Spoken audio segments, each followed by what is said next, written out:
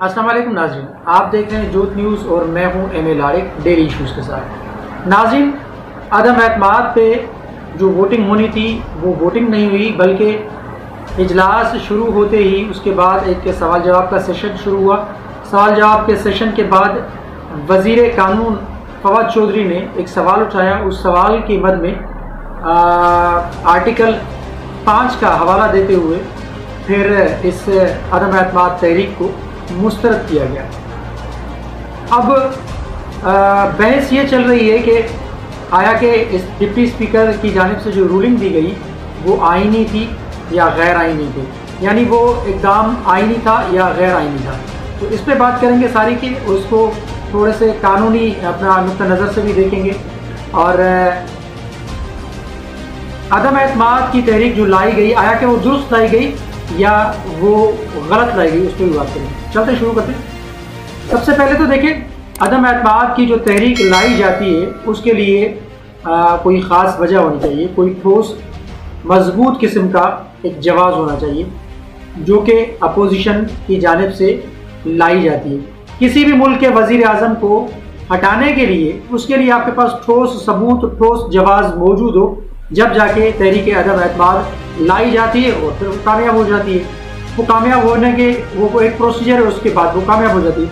अब ज़रा थोड़ा सा हम जायज़ा लेंगे कि आया कि जो पाकिस्तान के अंदर जो तहरीक अदम एतमाद लाई गई, आया कि वो बिल्कुल दुरुस्त लाई गई या गलत लाई गई। क्या इमरान खान साहब ने कोई गैर आईनी इक़दाम उठाया था? क्या इमरान खान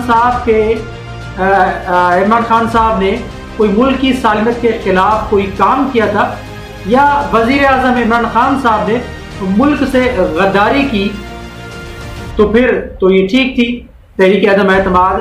अगर ये तीनों चीज़ें नहीं थी तो फिर अदम एतमाद क्यों लाई गई? क्या अदम एतमाद के पीछे वाकई बैरूनी साजिश थी या बैरूनी हाथ था? देखिए, तहरीक अदम एतमाद जो अपोजिशन की जानिब से लाई गई है सिर्फ और सिर्फ महंगाई को जवाज़ बना के, जो कि तहरीक अदम एतमाद के लिए नाकाफ़ी है। सिर्फ आप महंगाई की बिना पे किसी भी वज़ीर आज़म को अदम एतमाद की तहरीक के मद में नहीं हटा सकते। ये बिल्कुल दुरुस्त नहीं है, ये जवाज़ नहीं है। अपोजिशन ने ये काम पूरा ही नहीं किया और तहरीक अदम एतमाद वो ले आई। चलें, अदम एतमाद की तहरीक तो आ गई। 7 तारीख को एक मरासला मिलता है जो अमेरिकी सफ़ीर और हमारे पाकिस्तानी सफ़ीर के बीच में एक केबल उसको कहा जा रहा है या मरासला कहा जाता है, या वो मिनट्स थे जो वो ख़त की शक्ल में सामने आते हैं। उसमें धमकी दी जाती है कि अगर तहरीक अदम एतमाद कामयाब होती है तो पाकिस्तान के साथ ये मामला हमारे जू के तू रहेंगे। अगर तहरीक अदम एतमाद नाकाम रहती है तो फिर पाकिस्तान को संगीन नताइज भुगतना पड़ेंगे। और उस मरासले के अंदर वज़ीर आज़म पाकिस्तान इमरान खान साहब के खिलाफ तहरीक अदम एतमाद का जिक्र भी है और उनको धमकियां दी गई हैं, उनको कत्ल की धमकी है, उनको मरवाने के हवाले से भी जिक्र किया गया है। अब एक मरासला आता है, वो मरासला उस मरासले तहरीक अदम एतमाद से एक दिन कबल ये मरासला जारी किया जाता है। फिर तहरीक अदम एतमाद 8 तारीख को जमा होती है।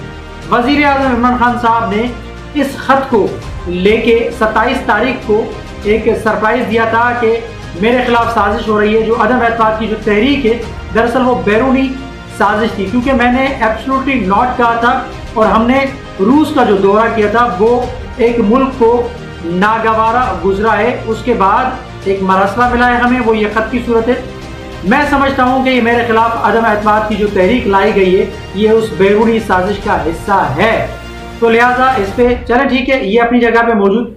अदम एतमाद की तहरीक पेश हुई, फिर अदम एतमाद की तहरीक के हवाले से मंजूरी भी दी गई और मंजूरी के बाद एक 28 मार्च को 25 मार्च को ये इजलास होता है।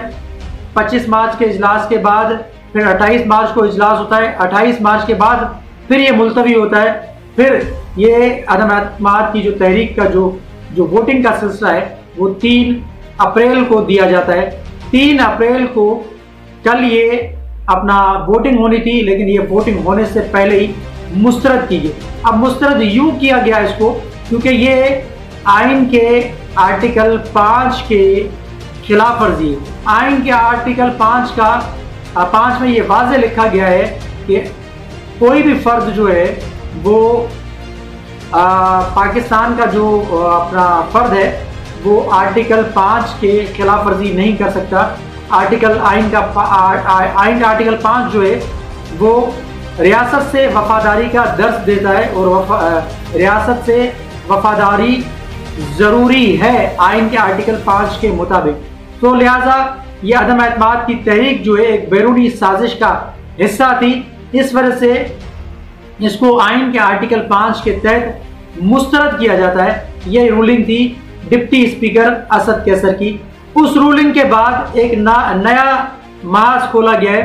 अब ये महाज बहस में तब्दील हो गया। ये बहस थी कि आया कि ये रूलिंग जो दी गई है ये आइन के खिलाफ वर्जी थी और आइन से आइन शिकनी की गई है। अब ये सुप्रीम कोर्ट में मामला गया। सुप्रीम कोर्ट के हवाले से कुछ आइनी नुक्ते और हैं। देखिए, सुप्रीम कोर्ट इसकी सुनवाई पहले तो नहीं कर सकती क्योंकि आइन का आर्टिकल 69 सुप्रीम कोर्ट मजाजी नहीं रखती इसको सुनने के हवाले से, क्योंकि ये स्पीकर की जो रूलिंग होती है वो उसको इस्तिस्ना हासिल है। और चले अगर सुप्रीम कोर्ट इस पर सुनवाई भी करती है, जैसे सुप्रीम कोर्ट ने 5 रुकनी बेंच तश्कील दिया है जिसकी सुनवाई होगी। अब उस सुनवाई के अंदर क्या फैसला आता है, देखें, सुप्रीम कोर्ट ने एक अपने रिमार्क्स जो है ना वो जारी किए हैं कि कोई भी पार्टी या कोई भी ऐसा फैसला नहीं किया जा सकता जो आइन के खिलाफ हो। आइन से मावराए कोई भी फैसला नहीं होगा और किसी को यह अख्तियार नहीं है कि आइन से मावराए कोई इकदाम उठाए। तो लिहाजा अब फरीकैन को नोटिस जारी किए गए हैं, वजीर आजम इमरान खान साहब को, डिप्टी स्पीकर को, स्पीकर को और अटॉर्नी जनरल को, डिप्टी अटॉर्नी जनरल को। इस केस से मुंसलिक जो भी लोग हैं उनको नोटिस जारी किए गए। अब सुप्रीम कोर्ट आज समाअत करेगी। अब सुप्रीम कोर्ट में ये फैसला तो ये बहस आ गई है, इस पर अब बहस होगी क्योंकि सुप्रीम कोर्ट ने कहा है कि हम दोनों फरीकैन को सुनने के बाद कोई अपनी राय दे सकते हैं। लेकिन उन्होंने कहा है कि हम किसी हद तक जा सकते हैं, क्योंकि जो मैंने कहा कि अपना माहिर कानून है जो अपना अजहर सिद्दीकी साहब, उन्होंने कहा है कि आर्टिकल 69 के मुताबिक सुप्रीम कोर्ट को ये हक ही हासिल नहीं कि इसकी सुनवाई करे, क्योंकि माजी के उन्होंने एक अपना कुछ मिसालें दिए। आइन के आर्टिकल 58(2)B का जो जिक्र उन्होंने किया कि माजी में सदर जो है असेंबलियाँ तहलील करते थे, उसके खिलाफ माजी की हुकूमतें सुप्रीम कोर्ट जाती थी। लेकिन सुप्रीम कोर्ट ने कहा कि हमें ये अख्तियार ही हासिल नहीं कि हम इसकी सुनवाई करें, लिहाजा ये मैटर पार्लियामान का है, पार्लियामान के अंदर इसको हल किया जाए। तो अगर ये इसकी सुनवाई भी होती है तो वज़ीर आज़म इमरान खान साहब ये ख़त का तज़किरा जो कर रहे हैं, ये ख़त सुप्रीम कोर्ट के सामने रखेंगे और इसमें जो बातें की गई हैं, अदम एतमाद की जो बात की गई वो वाज़ेह हो जाएगी। फिर इसके हवाले से जो डिप्टी स्पीकर कासिम सूरी ने जो रूलिंग दी है उसको एक आइनी और कानूनी तहफ़्फ़ुज़ दिया जाएगा। उस ख़त को मुंसलिक करते हुए उसको देखा जाएगा, बिल्कुल, क्योंकि जो वोटिंग हो रही थी वो बिल्कुल अपना आइन के खिलाफ थी। आइन के आर्टिकल 5 की खिलाफ वर्जी थी।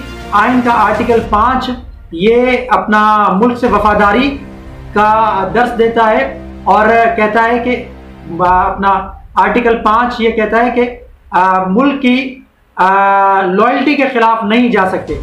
आइन के आर्टिकल 5 के तहत डिप्टी स्पीकर कासिम सूरी ने ये रूलिंग दी थी और डिप्टी स्पीकर को ये इस्तिस्ना हासिल है कि उसके रूलिंग को किसी भी कोर्ट के अंदर चैलेंज नहीं किया जा सकता। अब देखना यह है कि सुप्रीम कोर्ट इस पर क्या फैसला देती है। लेकिन इमरान खान साहब के खिलाफ जो तहरीक अदम एतमाद लाई गई थी उसमें कोई ठोस जवाब मौजूद नहीं था। फ़कत महंगाई को बहाना बना के, महंगाई को जवाब बना के ये तहरीक अदम एतमाद लाई गई थी।